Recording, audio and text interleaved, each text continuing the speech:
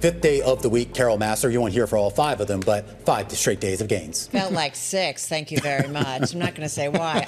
Anyway, having said that, I'm going to give you a gift because you love talking about the small caps and that expectation or talk certainly today about maybe the Fed being a little bit more aggressive with a rate cut next week. Small caps up about 2.5% in today's session, and they're up about 4% for the week overall. Such a different tone this week than we saw last week. We thought it might continue on Monday when we saw that sell-off and we saw the warnings earlier in the week from the big banks.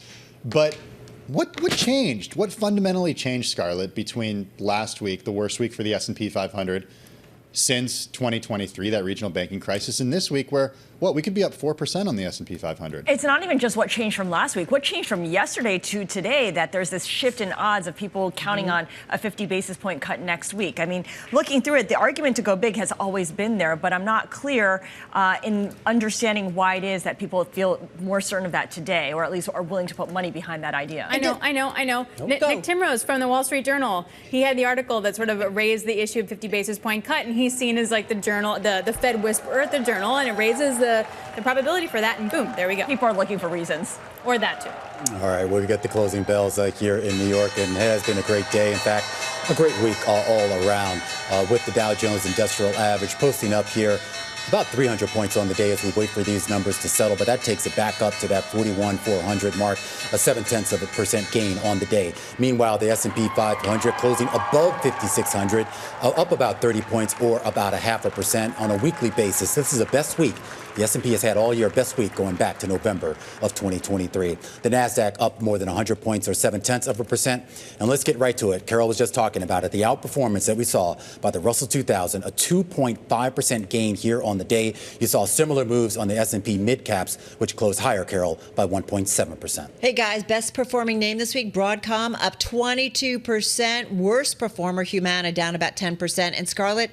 if I look just though, going back to today, broad-based rally in the S&P 500. Absolutely. Take a look at the IMAP and the sector performances in the S&P 500. That's a lot of green there. And it's the second straight day where we've had just all green across the board. You know, I was looking, if you take a closer look and split the S&P 500 into 24 groups, there is a little bit of weakness in a couple of pharma names, but you had to look pretty far down. Is that a Brat chart?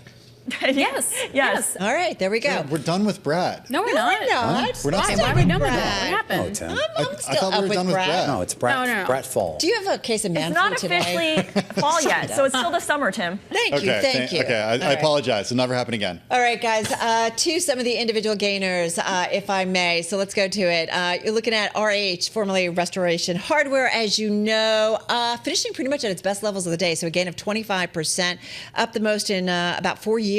Company reported second quarter revenue, profit, all topped Wall Street expectations. You had Citi, Morgan, Jefferies all raising price targets on it. So quite a run up in that one. Another one among the top gainers in the S&P 500, NASDAQ 100, Warner Brothers Discovery, finishing pretty much at its high of the day, up almost 11%, continuing and extending a recent climb. That after the news yesterday that its multi-year distribution partnership with Charter Communications was renewed early. Keep in mind, it's still down about 26% year to date.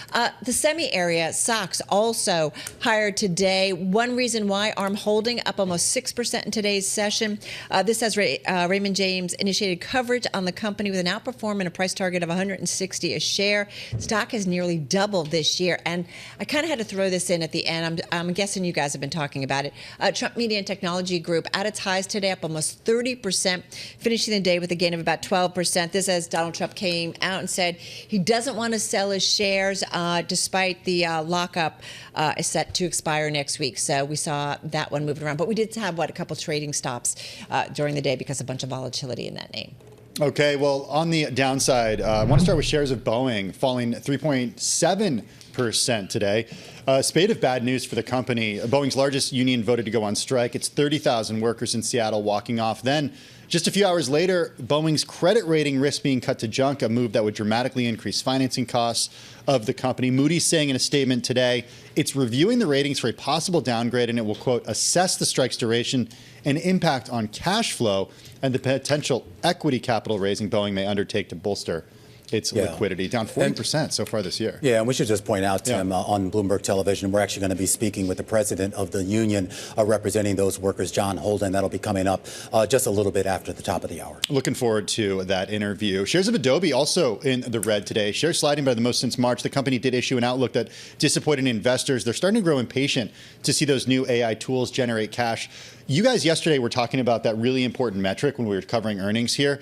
It's the digital media net new annual recurring revenue. It tracks the growth of recurring revenue in its creative software business. That came up short of Wall Street estimates. It's going to be $500 million for the period ending in November. Analysts wanted to see $561.1 million. Shares down today by, wow, look at that, more than 8%.